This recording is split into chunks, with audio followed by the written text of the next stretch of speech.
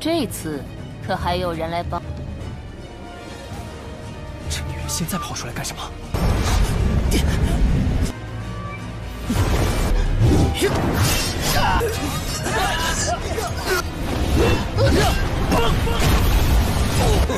萧炎，找死！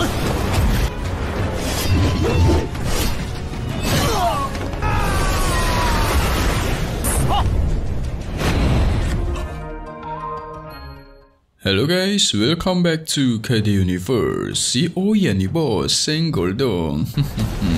Oke guys, di part 42 kali ini, mantap seru nih. Gimana enggak guys? Nanti kita bakal melihat full bertarung Xiao Yan melawan Fan Lao, si cupu yang kabur waktu melawan Xiao Yan 2 tahun yang lalu. Nah sekarang, kita juga bisa menyaksikan kekuatan barunya Xiao Yan. So maka dari itu, kita review sedikit dulu buat part sebelumnya, di mana kemarin kita sudah melihat Xiao Yan yang baru keluar menara, itu langsung diajak by one sama Lin Xiuya. Dengan satu serangan aja, Lin Xiuya langsung dikalahkan. Setelah itu, Xiao Yan mendapatkan berita dari Su Qian kalau kakaknya Xiao Yan yaitu Xiao Li sedang berada di dalam bahaya, karena dia sedang diincar oleh orang-orang dari Black Corner. Kemungkinan orang-orang kiriman Han Feng yang diketuai langsung oleh Fan Lao. Maka dari situlah, Xiao Yan mengumpulkan para murid dari gerbang Panman untuk pergi ke Black Corner mencari sekaligus membantu kakaknya.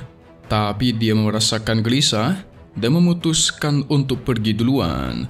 Sehingga dengan ini pun kita masuk ke intro ya guys ya. 我要先走一步，你们尽快跟来。不行，必须得尽快赶过去。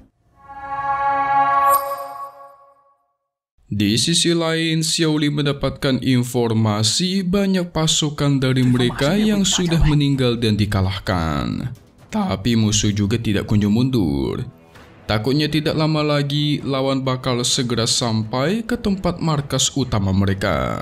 Xiao Li memerintahkan untuk menyebar dan bersiap bertarung sampai mati.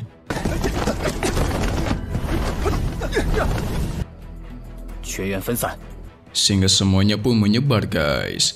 Perang terus terjadi. Kelompok Xiao Li itu kalah jumlah dibandingkan orang-orang dari kelompok aliansi hitam yang diketuai oleh Fan Lao, dan pada akhirnya Fan Lao pun muncul di hadapan Xiao Li. Jadi kau pemimpin dari organisasi tanpa nama ini ya. Sehingga pertarungan pun terus terjadi. Xiao Li melawan para petinggi 1 lawan 3. Tentu Xiao Li cukup kesulitan karena dikeroyok oleh 3 tower guys.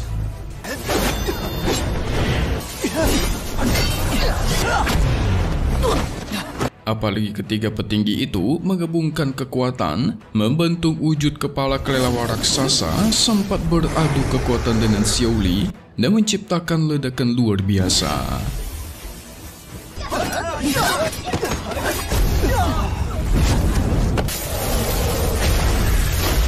Pada akhirnya Fan Lao turun tangan dan tuar. Xiao Li auto terjatuh dan ditusuk dengan tombaknya sendiri.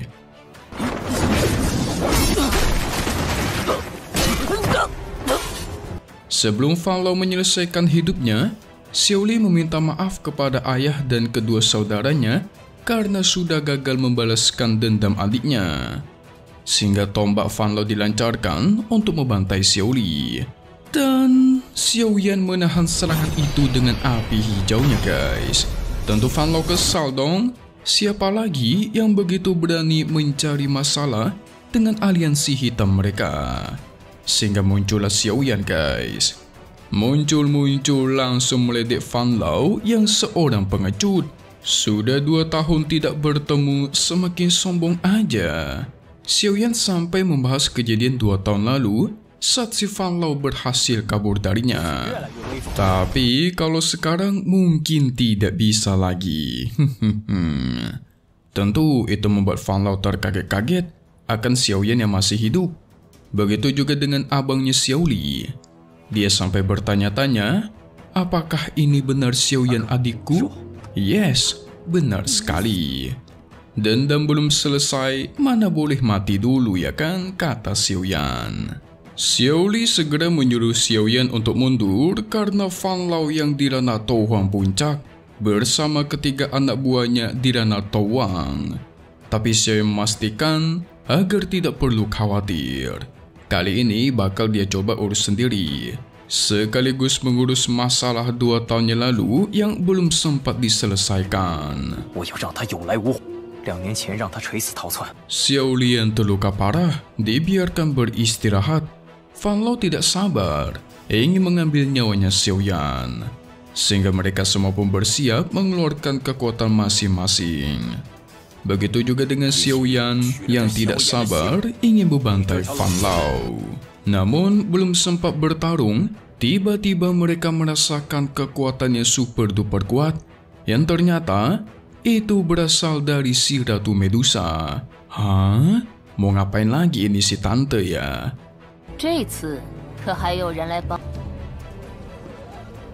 这女人现在跑出来干什么？ Fan Lao menyadari Ratu Medusa itu membenci Xiaoyan dan ingin membantainya, sehingga dia mengajak untuk bekerja sama membantai Xiaoyan hari ini juga. Waduh. Namun Ratu Medusa menolak itu dengan alasan si Fan Lao tidak memenuhi syarat untuk bekerja sama dengannya.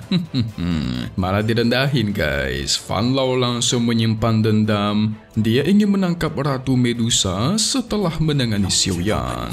Kayak bisa aja lu. Xiaoyan memastikan bakal membalas kebaikan Ratu Medusa kalau dia membiarkan Xiaoyan mengurusi masalahnya dan tidak ikut campur.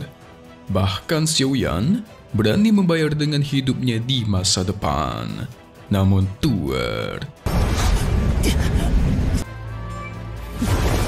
Ratu Medusa sekali tatap itu langsung menekan Xiaoyan. Awalnya Xiaoyan bisa melawan tekanan itu, tapi si Ratu Medusa memperkuatnya lagi, membuat Xiaoyan semakin kesulitan.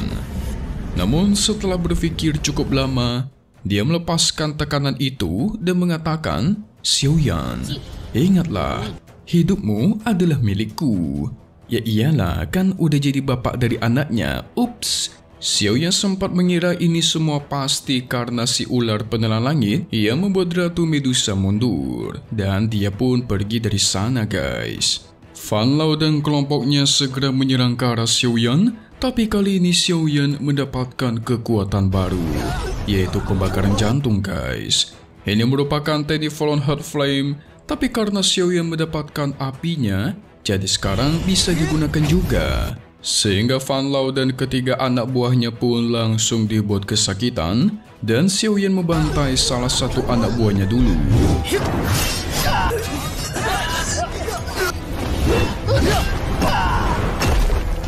Dalam waktu singkat dengan mudah dia lumpuhkan. Bahkan serangan Fan Lao juga dihancurkan dengan mudah.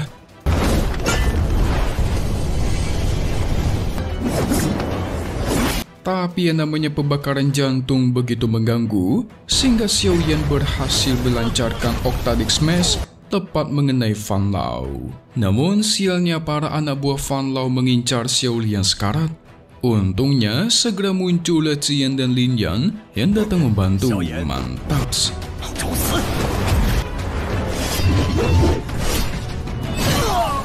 Fan Lao yang panik langsung memerintahkan semua pasukannya untuk membantai semua orang yang ada di markas ini. Fan Lao mengeluarkan teknik kabut merah, tapi ini merupakan trik 2 tahun yang lalu yang pernah Xiaoyan lawan. Jadi dengan mudah dia hilangkan menggunakan api surgawi. Sepertinya dendam ini tidak bisa diselesaikan dengan bicara saja. Harus salah satu dari mereka itu terbantai guys. Sehingga Xiaoyan pun masuk ke kabut merah Fan Lao dan bertarung dengannya di dalam sana. Keluar-keluar si Fan Lao udah bojok aja guys. Fan Lao memastikan dia menyenggol aliansi hitam mereka di masa depan pasti bakal kesulitan. Xiaoyan pun membalas, 2 hari lagi dia bakal pergi ke aliansi hitam untuk menyelesaikan permasalahan dengan si ketua yang tidak lain adalah Han Feng. Fan Lao menjawab memang dia bukanlah lawan Xiao Yan, tapi untuk membantai dirinya juga bukan perihal yang mudah.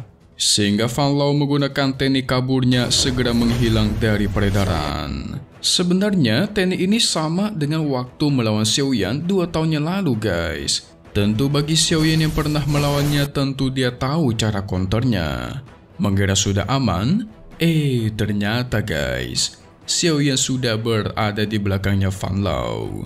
Maka dengan ini sudah tidak ada kesempatan bagi Fan Lao untuk kabur. Segera api hijau dilancarkan dan tuar. Fan Lao terbakar menjadi abu. Akhirnya dendam ini terselesaikan ya guys ya. Xiao Yan pun menang. Dia memperhatikan pertarungan para pasukan Xiao Li dan ingin menyelesaikan peperangan ini secara cepat. Sehingga Xiao Yan berteriak, karena ketua kalian ini sudah terbantai, maka cepatlah kembali pulang dan bawakan pesanku kepada Han Feng. Di mana pesannya berisikan Xiao Yan secara pribadi akan mengambil nyawanya Han Feng. Tapi mereka tidak percaya guys. Seorang bocah seperti Xiao Yan bisa membantai Fan Lao yang terkenal kuat. Sehingga mereka berniat menerobos benteng dan menghancurkan semuanya. Xiao Yan pun membakar kedua orang itu dengan mudah guys, menunjukkan kekuatannya. Dengan begitulah baru membuat mereka bisa percaya, segera kabur dari sana. Dasar para kroco ya, dikasih lihat baru ketar-ketir mereka.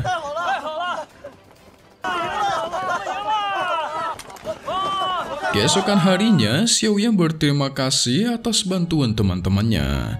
Dia memastikan bakal membalaskan semua kebaikan ini.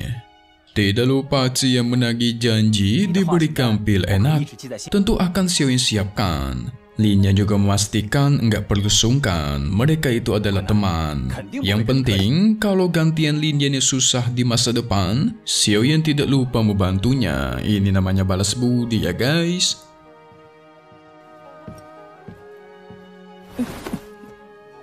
Xiao Yan sempat penasaran akan apa yang sudah terjadi kepada kakaknya selama 2 tahun ini. Jadi sebenarnya Xiao Yan ini merupakan adik tersayang mereka.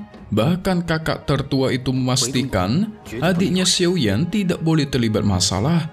Kedua kakaknya saja yang mengalami masalah besar. Karena Xiao Yan lah yang bakal menjadi penentu dari kebangkitan keluarga Xiao. Namun setelah mendengar berita kematian adiknya kemarin, Xiao Li itu sempat murka guys. Sampai ingin menyerbu langsung ke markas aliansi hitam. Tapi dia sadar kemampuannya masih tidak cukup. Jadi Xiao Li kabur dari pengejaran ke dalam gunung dan mendapatkan suatu barang. Di mana di dalam kotak itu terdapat 2 pil berwarna merah. Dan ketika dimakan, praktisi di ranah Tatou She itu bakal langsung dipromosikan jadi ranah Towang. Namun ada efek sampingnya guys. Efek sampingnya kalau dimakan, maka masa hidup mereka tersisa 3 tahun lagi. Waduh, yang berarti Xiao Li itu masa hidupnya tersisa 3 tahun lagi guys. Itu membuat Xiao Yan auto panik. Sudah tahu resikonya begitu parah, tapi kok berani sekali memakannya. Si kakak nggak ada pilihan. Ini semua demi membalaskan dendam adiknya Xiao Yan. Sehingga Xiao Yan pun jadi terdiam seribu kata, nggak bisa ngata apapun guys. Sang kakak memastikan nggak perlu khawatir. Yang lebih penting sekarang adalah beban keluarga Xiao itu ada di pundaknya Xiao Yan. Sehingga Xiao Yan pun bertanya apakah ada hal lain yang dia dapatkan setelah menemukan pil ini. Ternyata di samping pil ini itu ada satu gulungan khusus. Xiao Yan sadar itu pastilah penawar dari pil ini guys. Sehingga dia memastikan bakal mencari bahan-bahan dan cara membuatkan penawar pil ini dalam waktu 1 tahun. Ya, bagi kakaknya Xiao Li nggak perlu khawatir lah. Ada penawar atau tidak itu sudah tidak penting baginya. Yang penting adiknya Xiao Yan masih hidup. Namun Xiao Yan nggak mau. Dia mengajak si kakak kembali ke akademi halaman dalam untuk memulihkan diri dulu. Barulah 2 hari kemudian, mereka bakal menyerbu ke markasnya Han Feng. Mantap. Singkat cerita, Xiao Yan akhirnya membawa kakaknya pulang ke akademi. Dia langsung menghampiri Su Qian dan para tetua lainnya. Tidak lupa Xiao Li berterima kasih atas bantuan para tetua selama ini, mengirimkan orang-orang untuk melindungi dirinya. Begitu juga dengan Xiao Yan. Namun itu semua sudah seharusnya, karena Xiao Yan adalah seorang pahlawan yang menyelamatkan akademi mereka.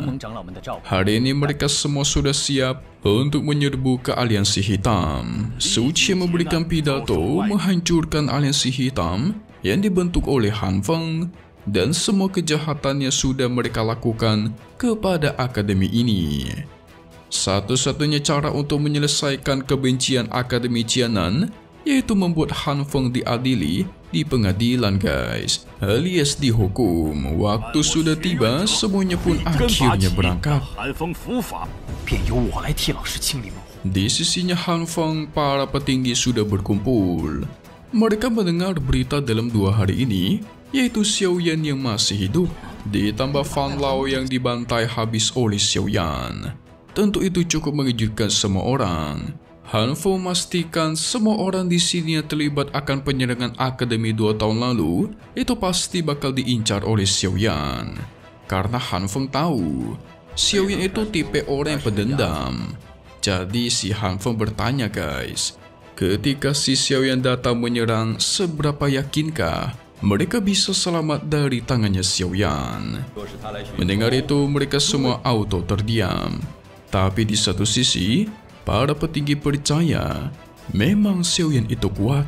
Namun belum tentu dia bisa menghancurkan aliansi hitam. Sebelumnya si Han Feng sudah mengirimkan orang untuk memata-matai Xiao Yan, mencari keberadaannya. Ketika sudah menemukannya, maka mereka sendirilah yang bakal menghampiri Xiao Yan untuk membantainya. Lagi pula aliansi hitam ini terbentuk dari awal itu karena demi mencegah pembalasan dendam Akademi Qianan.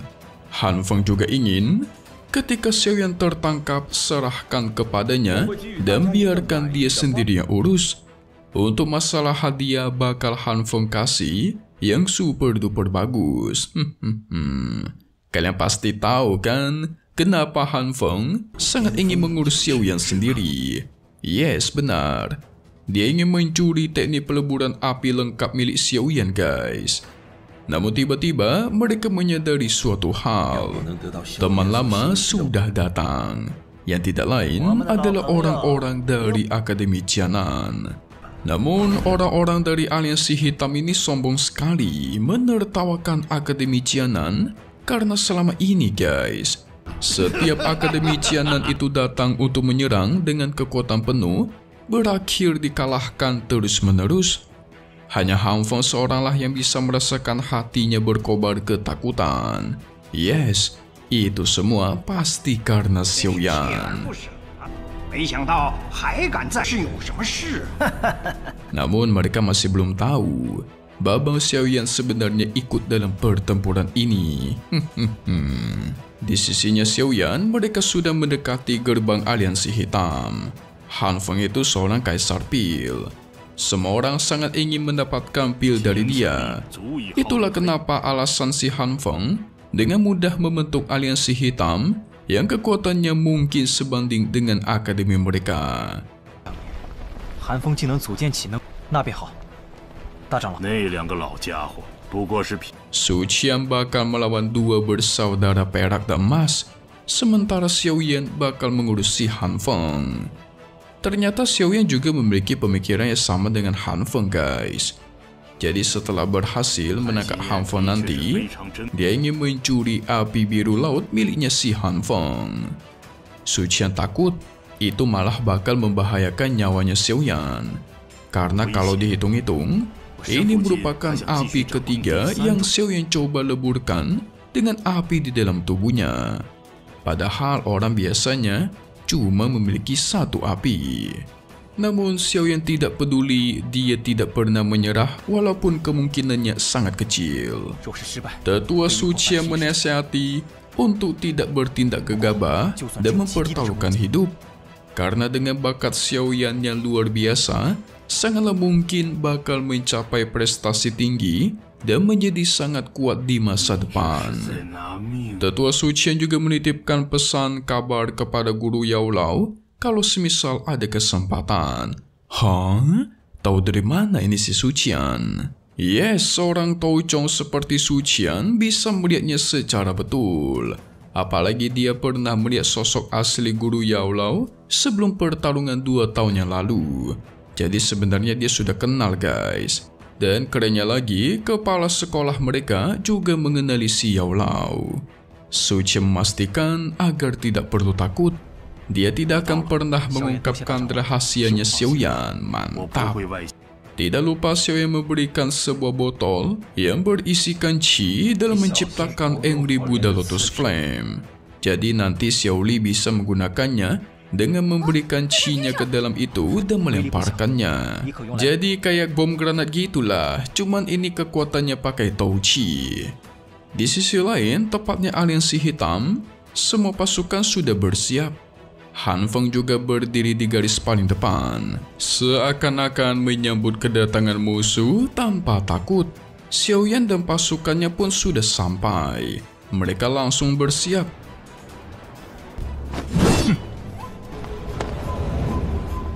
Orang pertama yang dilirik oleh Han Feng sudah pasti Xiaoyan. Dia akhirnya sadar, pasti Xiaoyan lah yang membuat api hati lautnya itu ketar-ketir.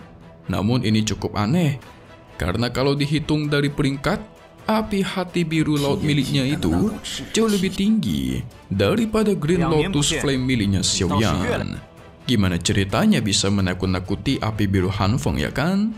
Suci memastikan hari ini adalah penyelesaian balas dendam sekali dan untuk selamanya. Han Feng mengatai Xiaoyan 2 tahun lalu melawan dirinya menggunakan kekuatan pinjaman, yaitu si pria tua Yao Lao. Tapi Xiaoyan memastikan hari ini dia bakal menggunakan kekuatannya sendiri. Nah, dari situlah orang-orang jadi tahu kalau Xiaoyan dan Han Feng memiliki guru yang sama guys, yaitu diajari langsung oleh guru Yao Lao. Suci langsung menunjukkan kekuatannya, membuat kedua bersaudara perak dan emas langsung bereaksi.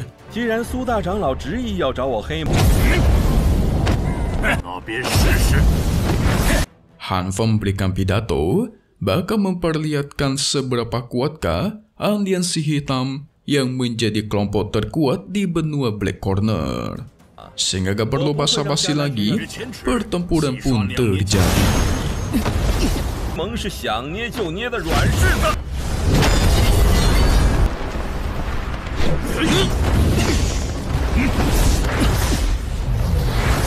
Semua pasukan diturunkan untuk bertempur. Ini seru sekali. Xiaoyan bakal menahan Han Feng sampai tetua Sucian mengalahkan kedua bersaudara perak dan emas. Karena saat itulah mereka baru bisa mengeroyok si Han Feng. Pertarungan pun terjadi.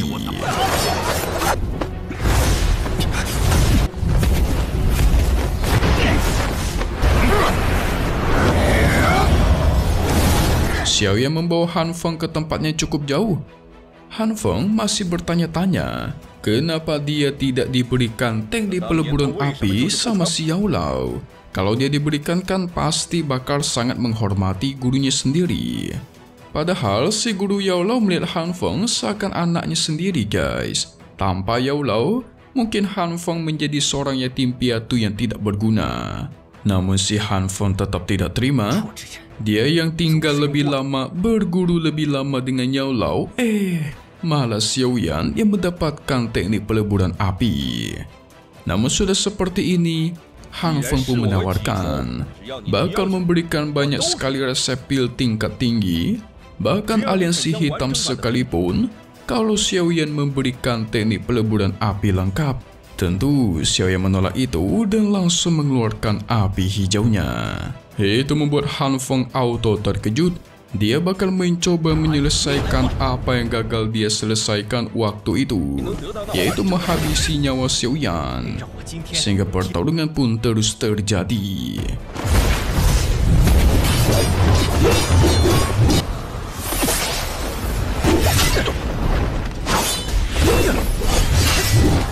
Han Feng merasakan betul Xiaoyan semakin kuat dalam 2 tahun ini. Bahkan pedang api biru Han Feng dengan mudah dia hancurkan. Adu kekuatan pun terjadi. Xiaoyan di satu sisi juga terkejut akan kemampuan Han Feng. Bukan cuma dalam hal memurnikan pil saja, tapi dalam hal kultivasi, bakatnya Han Feng sangat luar biasa. Ledakan pun terjadi.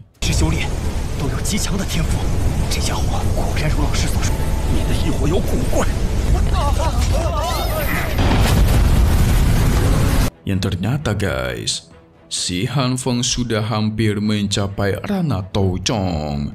Wadidaw, ini gimana Xiaoyan menghentikannya? Sulit ini. Namun Xiaoyan tidak takut.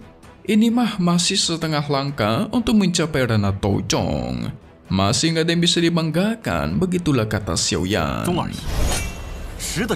Sehingga dia mengeluarkan 2 api, membuat Han Feng menyadari Xiaoyan sudah memurnikan Fallen Heart Flame. Inilah alasan kenapa api biru laut miliknya merasakan ketakutan. Tapi itu membuat Han Feng semakin senang, karena semakin banyak harta yang Xiaoyan miliki, semakin senang juga Han Feng curi dan ambil. Xiaoyan mencoba mengeluarkan teknik pembakaran hati. Tapi dengan cepat Han Feng lindungi hatinya guys, sehingga tekniknya pun auto gagal. Dan keduanya mengumpulkan api sebanyak-banyaknya, bersiapkan melancarkan serangan terkuat.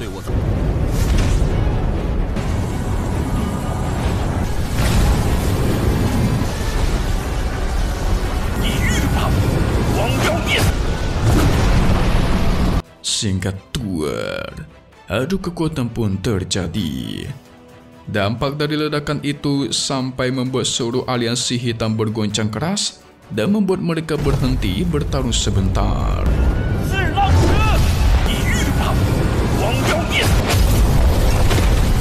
Padahal posisinya jauh loh. Keduanya selamat tapi dengan posisi kewalahan. Masih sempat-sempatnya meremehkan satu sama lain pula. Namun ternyata Xiaoyan sudah menyiapkan Angry Buddha Lotus Flame di tangan kanannya. Wadidaw. Kekuatan Xiaoyan tidak berhenti-henti nih guys. Namun, apa nggak penasaran? Apa yang bakal terjadi selanjutnya?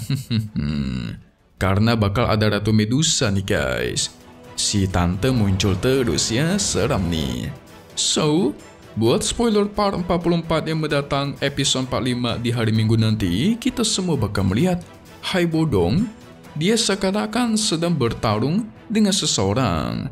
Namun Mimi nggak tahu siapa itu, karena kekuatannya tampak terlihat asing dan tidak ditunjukkan orangnya guys. Tapi di sisi lain kita bakal melihat Xiaoyan yang akhirnya menemui si Ratu Medusa. Entah apa yang mereka omongkan, tapi Xiaoyan memberikan gulungan merah kepadanya. Mungkin dengan gulungan itu bakal membantu si Ratu Medusa. Tapi apakah di part minggu depan Xiaoyan itu berhasil mengalahkan Han Feng? Itu rahasia negara guys, belum bisa Mimi kasih tahu nih. Ya, biar kalian penasaran juga sih. So, kita bakal mengetahuinya lagi di minggu depan.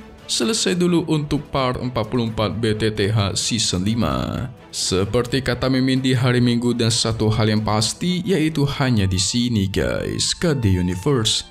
Thank you buat kalian semua yang nonton dan selalu support channel Mimin. Semoga kalian semua sehat selalu ya. Mimin mohon pamit undur diri dulu. Kita bakal ketemu lagi di video-video selanjutnya. Alright then, see you guys.